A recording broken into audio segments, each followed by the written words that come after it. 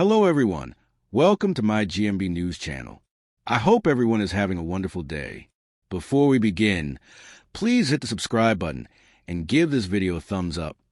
The Chancellor and Prime Minister will begin to prepare the ground for tax rises and reforms from September as part of a strategy to prepare the country for a difficult budget that could be held in November, The Guardian has been told. Although Treasury sources have insisted Rachel Reeves will stick to her pledge not to raise income tax, national insurance, or VAT.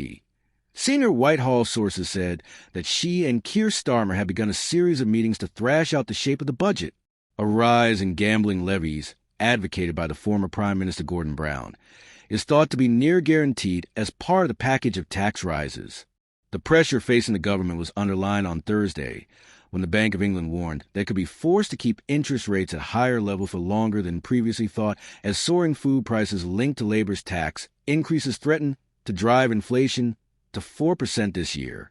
The central bank cut interest rates to their lowest level in 2 years, but warned Britain was facing a toxic cocktail of sluggish growth, rising unemployment, and stubbornly high inflation. Reeves and Starmer have held talks over the past weeks to begin to set the parameters of the budget and the economic narrative before Labour's conference. The government's limited options were further emphasized this week when the National Institute of Economic and Social Research said moderate but sustained tax rises would be needed in the budget for Reeves to overcome a deficit of £41.2 billion and restore a near-£10 billion buffer. No date has been set for the budget, which was held last year on October 30th, but government sources expect that will be in November, giving the Chancellor a little longer to prepare for controversial tax rises or cuts, as well as hope for improvements in growth. Advisors believe that a no-surprises approach will be crucial to prevent negative market reaction. Last year was a model of how to do it. One said, "Had we done it otherwise, it would have been a mess." Sources pointed towards the early signs Reeves gave to the markets more than a month before her budget last year, that she planned to change her fiscal rules around borrowing to invest, and said there would be a similar approach this time. However, Labour was roundly attacked by business leaders afterwards for failing to warn about a £25 billion increase in employer national insurance contributions, NICs, with companies including Tesco and Boots warning that it would raise their costs by £7 billion and lead to higher prices and job cuts.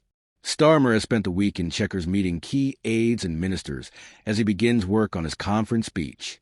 The Prime Minister is understood to be keen to spend much of the summer thinking about the longer-term major structural problems in the UK economy that the party failed to identify before the election, the sources of low economic growth and productivity. Strategists also believe that the budget should be a moment to make the argument that Britain must now make serious choices on growth and productivity. They say Starmer must forcefully rebut the charges that the poor state of the economy is down to individual tax and spend choices, but is a sign of the weakness of the economy's fundamentals. The budget, they believe, should be a moment to set out the hard road of reforms to tackle those issues. Reeves and Starmer are understood to have agreed some broad principles for the budget, and the Treasury will begin to submit ideas to Downing Street toward the end of the month. But sources close to Reeves said she is unmoved on her two main pledges. There will be no rise in income tax, national insurance, or VAT, and no change to the fiscal rules.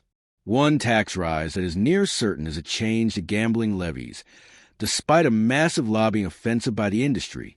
Brown has urged Reeves to spend funds from raising taxes on parts of the gambling industry on lifting the two-child benefit cap, a measure likely to be made even more expensive by higher inflation. In one of its closest decisions since its independence more than 25 years ago, the bank's Monetary Policy Committee, MPC, voted by 5-4 to cut its key base rate by a quarter point of 4%, taking borrowing costs to the lowest level since March 2023. A cut was widely expected in financial markets. However, the decision was a close call, with the rate-setting panel for the first time in history holding 2 votes before reaching its verdict. Andrew Bailey, the bank's governor, said, "We've cut interest rates today, but it was a finely balanced decision. Interest rates are still on a downward path, but any future rate cuts will need to be made gradually and carefully." Reeves sought to claim credit for the cut, as she claimed Labour's economic management had helped Threadneedle Street to reduce borrowing costs 5 times from a peak of 5.25% in August last year. The stability we have brought to the public finances through our plan for change has helped make this possible, she said. However, the MPC warned tax-raising measures in the Chancellor's first autumn budget had contributed to the rekindling of inflationary pressures hitting shoppers in the pocket across the country. Bailey warned that rising inflation could delay further rate cuts in future. I do think the path continues to be down, he said, but the path has become more uncertain because of what we're seeing. City investors paired their bets to the timing of future rate cuts, with financial markets expecting a next quarter-point move in February and only one more similar reduction before the end of 2026. Reeves said reducing child poverty was a priority of the government, but did not commit that any money from higher gambling levies would be spent on removing the two-child limit. The Child Poverty Task Force is expected to be released before the budget this autumn. I talked to Gordon Brown regularly and saw him last week when I was in Scotland, Reeves said on Thursday. Like Gordon, I am deeply concerned around the levels of child poverty in Britain. No child should grow up hungry or parents not be able to afford the basics for their family. On gambling taxes, we've already launched a review into gambling taxes. We're taking evidence on that at the moment, and again, we'll set out our policies in the normal way in our budget later this year. Inside number 10 and the Treasury, there was fury at the predictions of a £51 billion hole in Reeves' budget by the NISA think tank, which aides say is impossible to calculate at the moment given that the budget could be another 4 months away. But there are fears in other part of government about how boxed the government has become, when Reeves has also appeared to rule out a wealth tax. I am at a loss really how they square the circle, one Whitehall source said. It will have to be salami slicing small pieces here and there, when what we should do is bite the bullet. At the Bank of England's press conference on Thursday, the MPC singled out fast-rising food prices as it warned that food price inflation was on track to reach 5.5% before the end of the year.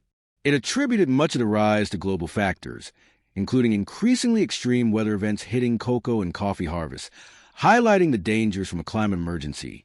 However, it also pointed to material rises in employment costs and new charges for recycling packaging, both driven by the government, that were being passed on to shoppers by UK supermarkets. In addition to global agricultural commodity prices, domestic labor costs are currently an important driver of food price inflation, the bank said. Business leaders had warned that Reeves' £25 billion increase in employer NICs and a 6.7% rise in the national living wage from April would force them to cut jobs and put up prices. Official figures show unemployment has crept higher in recent months, while the economy shrank in April and May. Inflation has also risen by more than expected, reaching 3.6% in June. So, what do you guys think about this update? Let me know in the comments below. And if you like my videos, please press like and subscribe for more. I'll see you guys next time.